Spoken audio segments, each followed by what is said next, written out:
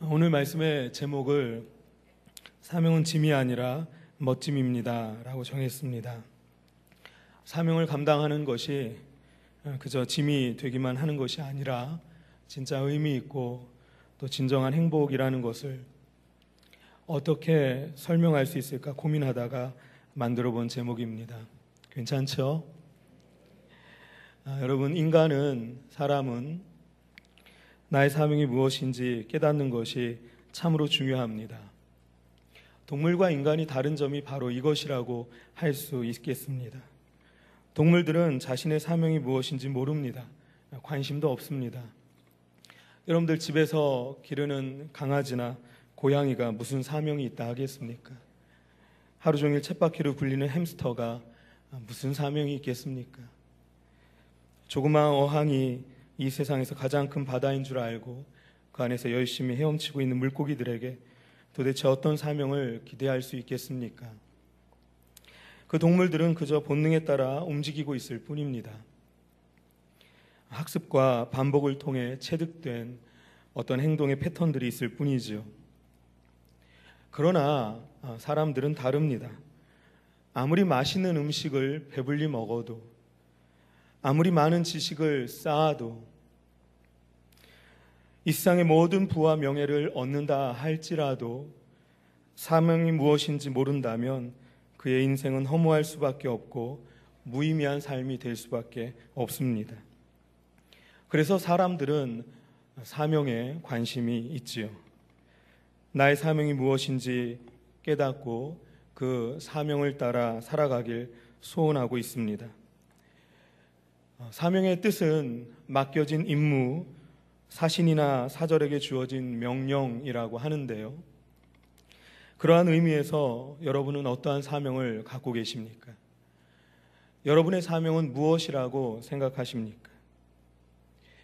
만약 직장에 다니는 직장인이라면 직장에서의 업무를 성실히 수행하고 자신을 고용한 그 고용주에게 유익이 되며 국가의 세금을 납부하면서 나름 사명을 감당한다 할 수 있겠습니다.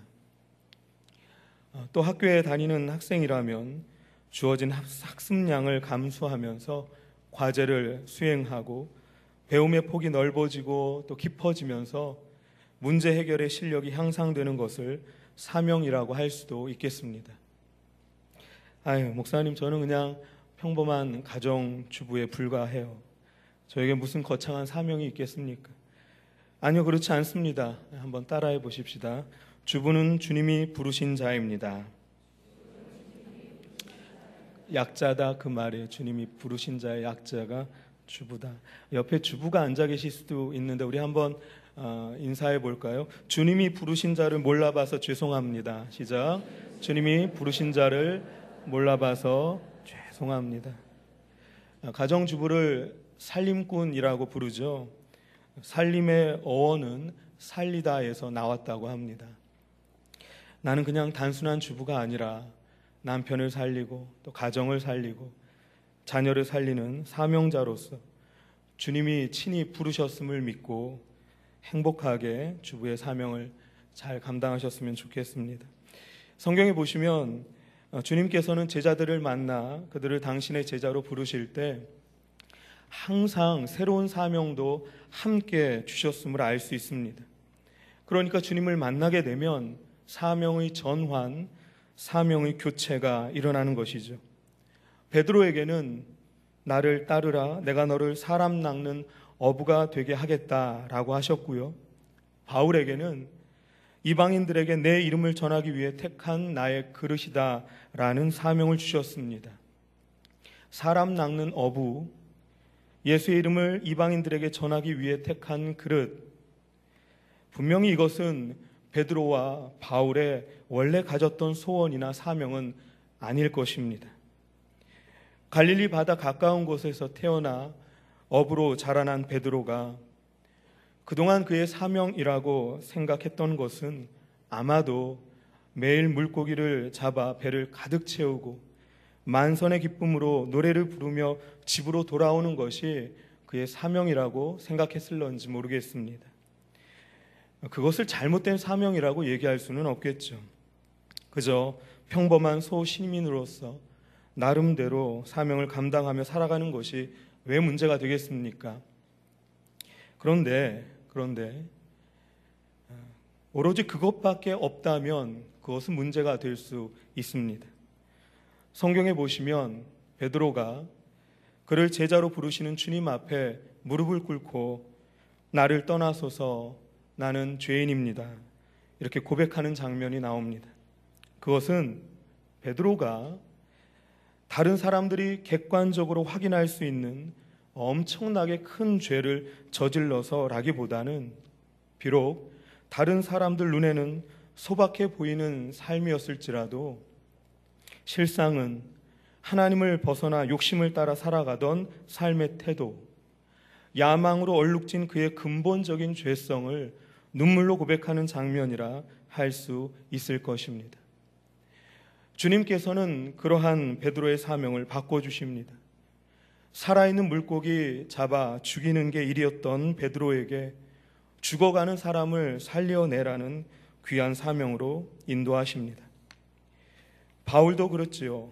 예수님을 만나 사명의 변환이 일어났는데요, 바울이 예수님 만나기 전, 그러니까 그의 이름이 아직 사울이었을 때 그는 예수 믿는 사람들 핍박하고 잡아 가두고 죽이는 것이 그의 사명이라고 철석같이 믿고 있었습니다.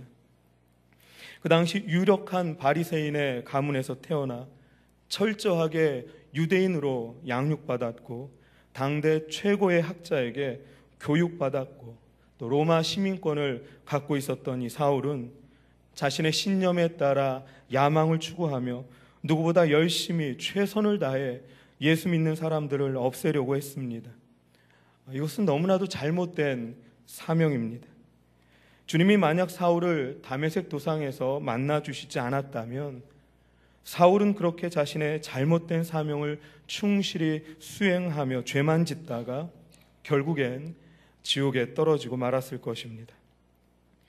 여러분, 누군가가 자신의 신념을 따라 어떤 일을 최선을 다해 열심히 한다고 해서 그의 사명이 인정받을 수 있는 것 절대로 아닙니다.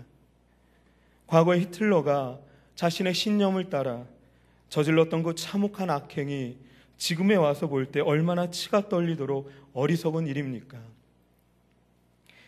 주님은 바울을 주의 일꾼으로 부르시면서 그에게 이방인들에게 복음 전할 사명을 주십니다. 복음을 회방하던 자가 복음을 전하는 그릇으로 사명의 대변환이 일어나는 것입니다. 하나님을 믿는 기독교라는 신앙생활을 한다는 것이 그저 단순한 종교 생활이나 취미 생활이 아닌 이유는 누구라도 예수님을 만나게 될 때 그의 가치관이 바뀌고 또 사명의 전환이 일어나기 때문입니다. 예수님을 만나기 전에 나에게 가장 중요하다고 여겨졌던 것들이 이제 예수님을 만나게 되면 더 이상 나에게 우선순위가 되지 못합니다. 예수님을 만나기 전에 나약하고 또 바보같이 여겨졌던 그 신앙의 모습들이 예수님을 진짜로 만나게 되면 나에게 가장 소중하고 귀중한 일들로 바뀌게 되는 것이죠. 저와 여러분도 예수님을 만나 새로운 사명으로의 전환이 일어날 수 있기를 축복합니다. 그런데 문제는 이처럼 주님이 주시는 귀한 사명이 때로는 짐으로 느껴질 수도 있다는 것입니다. 오늘 본문 말씀을 한번 보시면 예루살렘으로 가려고 하는 바울이 밀레도에 잠깐 머물면서 에베소 교회 장로들을 초청합니다. 에베소 교회 일꾼들이 밀레도에 도착하자 바울은 그들에게 마지막 설교를 합니다. 설교의 내용은 이렇습니다. 바울이 그동안 겸손과 눈물로 복음의 씨앗을 뿌렸고 시험과 고난을 참고 주님을 섬긴 것과 하나님께 대한 회개와 예수 그리스도에 대한 믿음을 증언했던 자신의 과거 사역을 소개하면서 22절 23절에 이렇게 얘기하고 있습니다. 우리 22절 23절 같이 한번 읽어보겠습니다. 시작. 보라, 이제 나는 성령에 매여 예루살렘으로 가는데 거기서 무슨 일을 당할는지 알지 못하노라. 오직 성령이 각 성에서 내게 증언하여 결박과 환난이 나를 기다린다 하시나. 바울이 하는 말을 보면 이 바울이 밀레도를 떠나 이제 예루살렘으로 향하는 그의 여정은 결코 쉽지만은 않은 것으로 보입니다. 성령께서 나를 예루살렘으로 가도록 하시는데 거기서 무슨 일을 당하게 될지 나는 자세하게는 모른다. 다만 한 가지 알고 있는 것은 그곳에서 결박과 환난이 나를 기다리고 있다는 것이다. 여러분, 바울이 예루살렘으로 가는 길 결코 꽃길이 아닙니다. 예루살렘에서 바울을 기다리고 있는 것은 환영이나 환대가 아니라 그저 환난과 결박뿐입니다. 생각해 보십시오. 바울에게 이러한 것이 얼마나 짐으로 느껴지겠습니까? 우리와 똑같은 성정을 갖고 있는 바울인데 말입니다. 여러분, 혹시 주님이 여러분에게 주신 사명이 짐으로 느껴질 때는 없으십니까? 제가 전에 사역했던 교회에서 있었던 일입니다. 아들만 셋을 둔 어떤 집사님이 계셨습니다. 다른 분들이 새 아들 키우기 힘들지 않냐고 걱정스럽게 물어봐도 괜찮아요, 하나님이 주신 선물인데요 하면서 자녀들을 신앙과 믿음으로 키워내는 것을 사명으로 알고 늘 긍정적인 태도로 살던 집사님이었습니다. 그런데 어느 날 그분에게 넷째가 생겼습니다. 넷째는 그래도 딸이면 좋겠다고들 교회 성도들이 인사를 하는데 그렇게 5개월 정도 지날 즈음에 어떻게 하다가 그 부부와 제가 얘기를 나누게 되었습니다. 그런데 저에게 아주 심각하게 기도 부탁을 하는 것입니다. 전도사님, 어제 산부인과 병원에서 진료를 받다가 아기 성별을 확인하게 되었어요. 그런데 의사 선생님 하시는 말씀이 태아의 두 다리 사이에 뭔가가 보이는데 100% 확실하지는 않다. 그러면서 다음 주에 한 번 더 보자고 그랬다는 거예요. 그러면서 그 집사님 하시는 말씀이, 전도사님, 그 다리 사이에 뭔가 보인다고 하는 거 없어지도록 기도해 주세요. 여러분, 이런 황당한 기도 부탁이 어디 있습니까? 아이는 자기네들이 만들어 놓고 이제 와서 저에게 그거 없어지게 되도록 기도해 달라고 하니 그분들에게는 넷째가 아들일 수도 있다는 게 너무나도 큰 짐이 되어버린 것 같습니다. 막상 현실이 되니까요. 얼마나 큰 짐이었으면 그 말도 안 되는 기도 부탁을 했겠습니까? 순간 참으로 난감했습니다. 없어지도록 기도해드리겠다고 해야 하나? 아니면 안에 있는 걸 어떻게 없어지게 하겠냐고, 그런 거 기도해드릴 수 없다고 해야 하나? 정말 그때는 전도사 사역하면서 그때만큼 고민되었던 적이 없었던 것 같습니다. 바로 그때 주님이 저에게 지혜를 주셨습니다. 그분들에게 다음 주에 성별 확인하러 병원 가는 것을 1-2달 정도만 미뤄보자고 부탁을 드렸습니다. 아들 셋 키우면서 그동안 많이 힘드셨던 것 같다고 위로해드리면서 하나님의 뜻이 어디에 있는지 함께 간절히 기도하자고 잘 말씀드렸습니다. 사실은 제가 이제 1달 정도 있으면 그 사역지를 옮기게 될 상황이었거든요. 제 딴에 머리를 쓴 거죠. 진짜로 기도는 했습니다. 제가 기도는 했고, 감사하게도 그분들은 제 의견에 동의해 주셔서 1달 동안 성별 확인을 하지 않았습니다. 제가 그 교회를 떠나기 얼마 전에 그분들이 저에게 와서 이렇게 얘기를 하는 거예요. 전사님 떠나신다니 서운합니다. 사실은 넷째도 아들이면 어떡하나 하는 많은 두려움이 있었어요. 새 아들 키우면서 많이 지치기도 했고요. 하나님께 원망이 쌓여 있던 것 같습니다. 1달간 기도하면서 하나님이 주신 사명이 무엇인지 우리 부부가 다시 한번 확인하게 되었고, 무엇보다 기도가 회복되었습니다. 아들이든 딸이든 잘 키워보겠습니다. 교회를 떠나 사역지로 옮기는 제 마음이 얼마나 홀가분하던지요. 그리고 그 얼마 후에 그분들에게 주신 선물이 딸이라는 소식을 듣게 되었습니다. 할렐루야.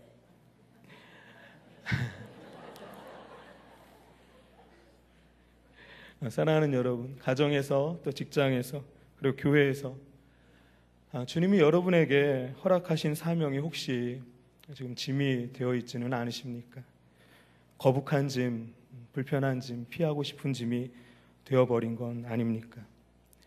우리가 방금 22절, 23절을 읽었을 때 바울에게 주어진 사명, 그것은 객관적으로 볼 때 커다란 짐으로만 보여졌는데 이제 바울은 24절에서 이렇게 얘기하고 있습니다. 우리 24절을 함께 힘차게 읽어보겠습니다. 시작. 내가 달려갈 길과 주 예수께 받은 사명 곧 하나님의 은혜의 복음을 증언하는 일을 마치려 하면은 나의 생명조차 조금도 귀한 것으로 여기지 아니하노라. 아멘. 바울은 지금 그에게 주어진 사명이 더 이상 짐이 아니라 그야말로 멋짐이라고 선포하고 있습니다. 그 사명은 바울을 행복하게 해준다고 고백하고 있는 것이죠. 바울에게 주신 사명, 그 복음을 증거하는 사명이 얼마나 가치 있고 위대하고 멋진 일이면 그의 생명조차 바칠 수 있다고 하겠습니까? 성령의 인도하심에 따라 예루살렘에 가게 되면 고난과 환난이 있을 뿐이지만, 그래서 우리가 보기에는 짐으로밖에 안 보이는데 바울은 지금 그 사명이 무엇보다 멋지고 또 황홀한 사명이라고 소리 높여 외치고 있는 것입니다. 이 바울뿐만 아니라 주께서 택하신 모든 일꾼들에게 허락하신 사명이 짐이 아닌 멋짐이 될 수 있는 이유는 무엇일까요? 그 첫 번째 이유는 사명 그 자체가 복된 것이기 때문입니다. 우리 창세기 1장 28절을 스크린 보시면서 같이 한번 읽어보도록 하겠습니다. 창세기 1장 28절 시작. 하나님이 그들에게 복을 주시며 하나님이 그들에게 이르시되 생육하고 번성하여 땅에 충만하라. 땅을 정복하라. 바다의 물고기와 하늘의 새와 땅에 움직이는 모든 생물을 다스리라 하시니라. 아멘. 생육하고 번성하라. 땅에 충만하라. 이것은 사명입니다. 땅을 정복하라. 물고기와 새와 모든 생물을 다스리라. 이것도 사명입니다.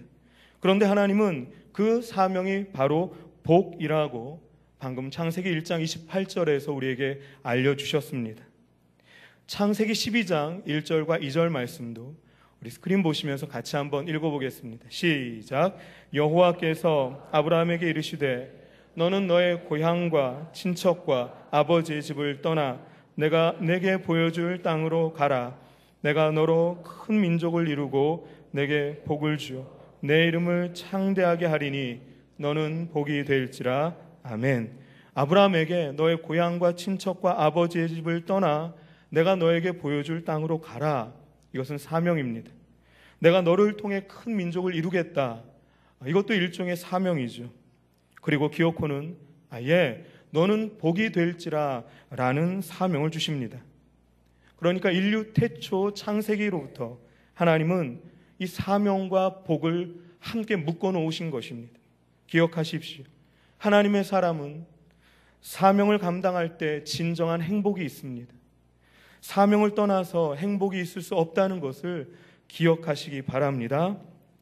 사명이 짐이 아니라 멋짐일 수 있는 두 번째 이유는 사명을 감당하고자 할 때 주님이 함께 하시고 위로하시며 능력을 주시기 때문입니다. 바울이 예루살렘으로 간 후에 그곳에서 복음 전하는 사역을 감당할 때 이 유대인들이 바울을 붙잡고 성전을 더럽혔다는 죄목으로 무리를 충동하여 바울을 죽이려고 합니다. 쇠사슬에 묶여있는 바울, 그는 오히려 그를 죽이려고 하는 백성들에게 자신을 만나주신 구원자 예수님을 증거하며 복음을 전합니다. 공회 앞에서도 담대히 예수 그리스도 그 복음을 전하자 그들 가운데 분쟁이 일어나게 되어 바울은 그만 큰 위험에 빠지게 됩니다. 근데 다행히 천부장의 도움으로 가까스로 위험을 벗어나게 된 그날 밤, 주님은 바울에게 사도행전 23장 말씀을 통해 이렇게 은혜를 주십니다. 사도행전 23장 11절 말씀 같이 읽어보겠습니다. 시작. 그날 밤에 주께서 바울 곁에 서서 이르시되 담대하라. 네가 예루살렘에서 나의 일을 증언한 것 같이 로마에서도 증언하여야 하리라 하시니라. 아멘. 그날 밤에 주님께서 바울 곁에 서서 위로해 주시는 것이죠. 담대하라. 네가 여기서 죽지 않는다. 로마까지 가게 될 것이다. 사명을 감당할 때 주님의 특별한 위로하심과 함께하심을 경험하게 되는 것이죠. 이루 말할 수 없는 주님의 위로하심과 함께하심, 경험해 본 사람만 알 수 있습니다. 주님의 위로하심과 함께하심이 있기에 사명이 더 이상 짐으로만 끝나지 않고 멋짐으로 바뀔 수 있는 것입니다. 저는 대학을 졸업하고 나서 곧바로 신학대학원을 가지 않았습니다. 그때는 아버지가 목회하시는 모습을 옆에서 지켜보면서 사명을 감당하는 것이 짐이라고밖에 여겨지지 않았던 것 같습니다. 아버지는 제가 태어나면서 개척을 시작하셨습니다. 그 당시 모든 목회자들이 그랬지만 지금 생각하면 정말 무식하게 맨 땅에 헤딩하시며 목회하셨던 것 같습니다. 아무것도 없이 개척 목회를 시작하신 아버지는 그 몇 명 되지도 않는 성도들과 함께 직접 지게짐을 지고 벽돌을 날라 교회 건축을 하셨습니다. 돈이 떨어져 벽돌을 살 수 없으면 그냥 그렇게 공사는 중단되고, 또 누군가 헌금해서 벽돌을 살 수 있게 되면 간신히 공사를 이어갔습니다. 그러다가 이제는 정말 돈이 딱 떨어져서 공사는 중단되었고, 한 주, 두 주가 지나가도 도저히 공사 대금이 해결될 기미가 보이지 않는 것입니다. 근데 문제는 공사 대금뿐만 아니라 이 집에도 먹을 것이 떨어져서 당장의 끼니를 해결할 수도 없게 된 것입니다. 그래서 하다 아버지께서 식사 시간에 맞춰 어떤 집사님 댁으로 신방을 가면 어떻겠냐고 어머니께 얘기를 했더라 합니다. 식사 시간에 신방 가면 그래도 밥은 주지 않겠냐, 그러면서 말입니다. 혹시 여러분 식사 시간에 교육자가 신방 온다고 하면 반갑게 맞아주시기 바랍니다. 어머니가 아버지에게 아무리 그래도 그건 좀 너무 치졸하지 않냐고 아버지를 말렸다고 합니다. 이제 아버지는 늘 그랬듯이 강대상에 아예 자리를 깔고 주님과 이 문제를 놓고 대면합니다. 주님, 제가 사명 감당하겠다고 모든 거 다 내려놓고 개척 시작하지 않았습니까? 주님이 하라고 해서 순종하는 마음으로 이렇게 여기까지 왔는데 지금 저는 아무것도 없습니다. 아무것도 없습니다. 저 하나 굶는 거는 괜찮은데 아내와 아들은 또 무슨 죄가 있습니까? 해도 너무합니다. 그렇게 이제 3, 4일 정도 기도를 하는데, 기도가 아니라 때를 쓰는 거겠죠. 하나님께서 이러한 마음을 주시더라 합니다. 왜 네가 아무것도 없다 하느냐? 하나님, 저는 정말 아무것도 없습니다. 아니다, 너에게 있는 것이 있다. 그랬더니 아버지가 이제는 화가 나서, 아니에요 하나님, 저는 진짜 아무것도 없어요. 그랬더니 하나님이, 그래도 너 건강한 몸뚱아리 있지 않냐, 이렇게 말씀을 하시더래요. 아버지가 하나님 말씀에 큰 깨달음을 얻고는 아무것도 없어요 하던 원망을 그치고 바울이 서원 기도를 드리며 머리를 깎은 것처럼 아버지도 머리를 박박 밀고 그 깎은 머리털을 강대상에서 불로 태워 번제로 드렸다고 합니다. 굳이 이렇게까지 할 건 없었을 것 같은데, 신기한 것은 그 후에 기적처럼 누군가 거액의 헌금을 해서 공사가 일사천리로 진행되었다고 하고요. 또 재미있는 것은 아버지 지금 연세가 꽤 되시는데도 머리숱이 그렇게 많이 빠지지 않으셨어요. 아시는 말씀이, 그때 머리털 하나님께 드렸더니 하나님이 평생 머리털 부족하지 않게 해주시는 것 같다고 우스갯소리를 하십니다. 혹시 여러분들 가운데 머리숱 때문에 고민하시는 분들 계시면 한번 참고하셔도 좋겠습니다. 근데 여러분, 저는 이런 얘기를 들을 때 하나님의 은혜에 이렇게 감사하기보다는 묵직한 돌덩이 같은 게 제 어깨를 짓누르는 듯한 느낌이 드는 거예요. 혹시라도 하나님이 나에게 이러한 사명을 주시면 어떡하나, 나는 아버지처럼 할 자신이 없는데 하면서 말입니다. 워낙에 제가 몸 사리는 걸 느끼셨는지 아버지도 제게 목회에 대해 이렇게 권해본 적이 없으십니다. 제가 이렇게 세월이 흘러서 나 그냥 애들 가르치며 학생들 가르치며 이렇게 살면 되겠구나 안주하고 있던 어느 날 아버지와 지금까지 목회하시던 얘기를 깊이 있게 나누게 되었습니다. 저는 제 속에 있는 질문을 던졌어요. 아버지, 지금까지 이렇게 목회가 힘들고 어려운데 어떻게 견디고 버텨오셨어요? 그런데 그때 아버지의 대답이 제 마음을 울렸습니다. 내가 견디고 버틴 게 아니라 주님께서 견디고 버텨주셨지. 내가 목회 포기하고 도망가려고 할 때 주님은 나를 포기하지 않고 버텨주셨고, 나의 죄가 주님을 아프시게 할 때 주님은 모든 수모를 견뎌주셨어. 눈물로 기도하는 숱한 밤 주님이 나를 위로하시며 함께 해주셨다. 그 은혜를 어찌 다 갚을 수 있을까? 사명은 믿음으로 주님께 반응하는 자를 들어쓰시는 하나님의 구원 역사라는 것을 그때 알게 되었습니다. 아버지와의 그 대화 후에 제 마음에 늦게나마 목회에 대한 사명이 꿈틀거리게 되었습니다. 더 이상 그 사명은 짐이 아니라 나의 주님이 허락하신 가장 멋지고 황홀한 비전임을 고백하면서 말이죠. 사명이 짐이 아니라 멋짐일 수 있는 세 번째 이유는 사명을 감당할 때 면류관을 받기 때문입니다. 면류관은 맡겨진 임무, 즉 사명을 완수할 때 받는 상이죠. 성경에 언급되고 있는 면류관이 이 사명과 관련이 있는 이유가 바로 그것입니다. 제가 소개해드리는 이 면류관에 관련된 구절들을 셀 모임 때나 또 예배 후에 여러분이 한번 직접 찾아서 읽어보시면 좋을 것 같습니다. 데살로니가전서 2장 19절 20절 말씀인데요, 같이 한번 읽어보겠습니다. 시작. 우리의 소망이나 기쁨이나 자랑의 면류관이 무엇이냐? 그가 강림하실 때 우리 주 예수 앞에 너희가 아니냐? 너희는 우리의 영광이요 기쁨이니라. 아멘. 또 디모데후서 4장 7절 8절 말씀입니다. 시작.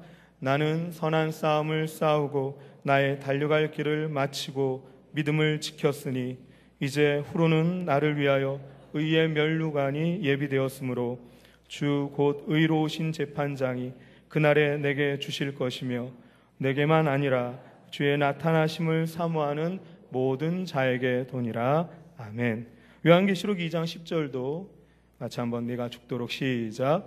내가 죽도록 충성하라. 그리하면 내가 생명의 관을 내게 주리라. 다 면류관에 관련된 말씀들입니다.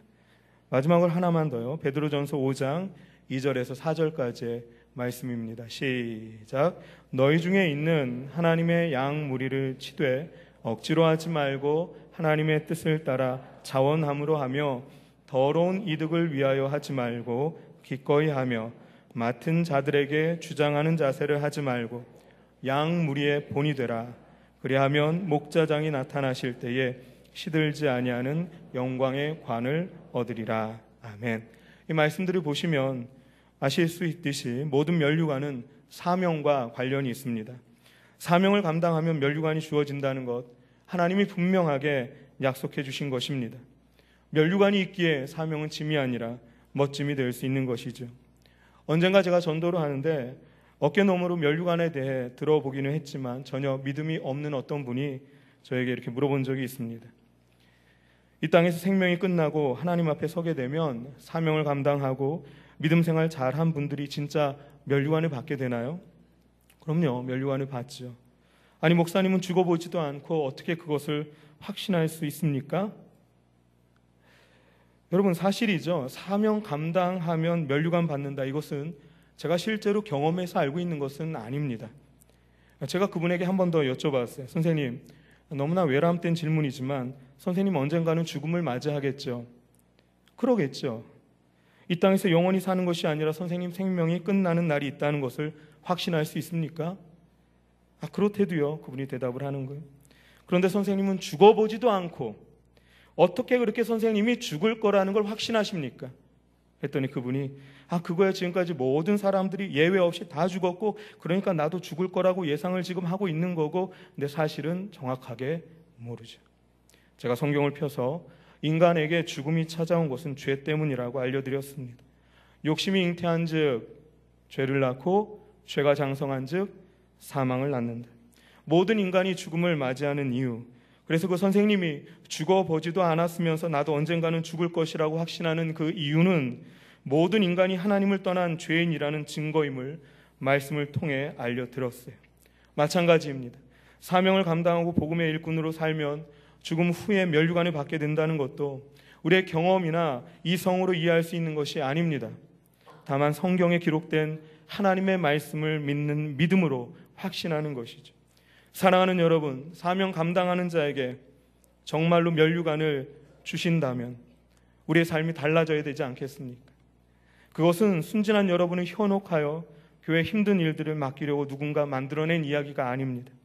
살아계신 하나님께서 친히 주의 백성들에게 하신 약속의 말씀인 줄로 믿습니다. 여러분들 모두가 그 말씀을 믿으실 수 있기를 바랍니다. 자, 그렇다면 사명을 감당하는 자는 이 땅에서는 좀 찌질하고 처참하게 살면서 그저 죽지 못해 간신히 삶을 연명하다가 죽음 이후에 천국에서나 보상을 받는 것일까요? 아닙니다. 절대로 그렇지 않습니다. 여러분들 잘 아시는 말씀 마태복음 6장 33절에 보시면 먼저 그의 나라와 그의 의를 구하라. 그리하면 이 모든 것을 너희에게 더하시리라. 그렇습니다. 사명을 감당하며 사는 인생이 참으로 멋진 인생이 되는 이유는 우리가 사명을 감당할 때 모든 필요한 것을 더해주시고 채워주시는 하나님이 계시기 때문입니다. 나에게 사명을 주시는 분이 누구인지 명확하게 아시기를 바랍니다. 마태복음 28장 19절 20절에 보시면 부활하신 예수님께서 승천하시면서 제자들에게 너희는 가서 모든 민족을 제자로 삼아 아버지와 아들과 성령의 이름으로 세례를 베풀고 내가 너희에게 분부한 모든 것을 가르쳐 지키게 하라 라는 소위 지상 대명령을 주십니다. 그런데 바로 그 앞부분 18절에 보면 이렇게 나와 있습니다. 우리 마태복음 28장 18절을 같이 한번 읽어보죠. 시작. 예수께서 나와 말씀하여 이르시되 하늘과 땅의 모든 권세를. 그렇습니다, 여러분. 우리에게 이 지상 대명령을 주시는 분은 그저 우리보다 조금 더 특별한 능력이 있는 어떤 분이 아닙니다. 우리보다 조금 더 지식이 많은 분이 아닙니다. 그분은 하늘과 땅의 모든 권세를 하나님으로부터 부여받은 주 예수 그리스도이십니다. 이 세상 모든 것에 관여하시며 섭리하시는 전능하신 주님, 그분이 바로 우리에게 사명을 주시는 예수 그리스도이십니다. 우리 인생의 모든 문제를 해결하시는 유일한 구원자 예수 그리스도께서 사명을 감당하려는 주의 일꾼들에게 내가 세상 끝날까지 함께하겠다 약속하시며 복음 전파라는 영광된 사명의 자리로 우리를 초청하십니다. 여러분, 새가 하늘을 날려고 하지 않는다면 날개는 그 새에게 짐이 될 뿐입니다. 생각해 보십시오.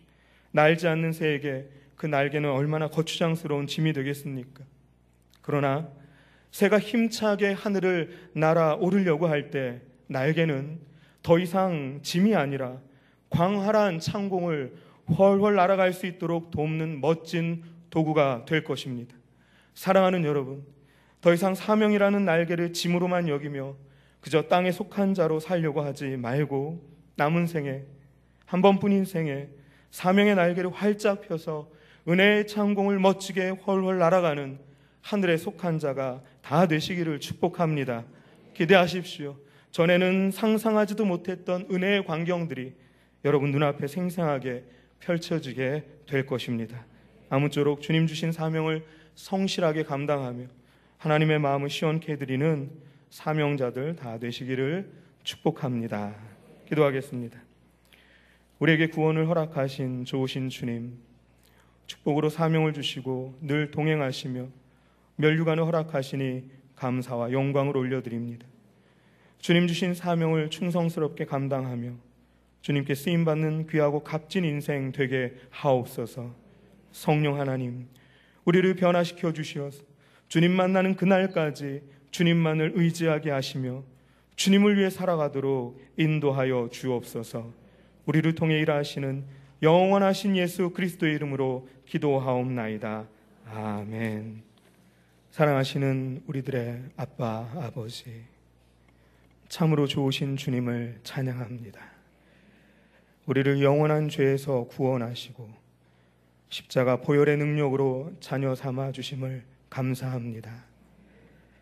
주님께서는 주의 자녀들을 지극히 사랑하심으로 복되게 하시려고 사명을 주셨건만 어리석은 우리들은 하나님의 그 선하신 뜻을 헤아리지 못하고 여전히 내 마음대로 살려고 하며 내가 보기에 좋은 대로만 행하려고 고집부리고 있습니다. 오 주님, 믿음 없는 저희들을 긍휼히 여겨주시고 눈과 귀를 열어 주의 행하심을 보고 듣게 하옵소서.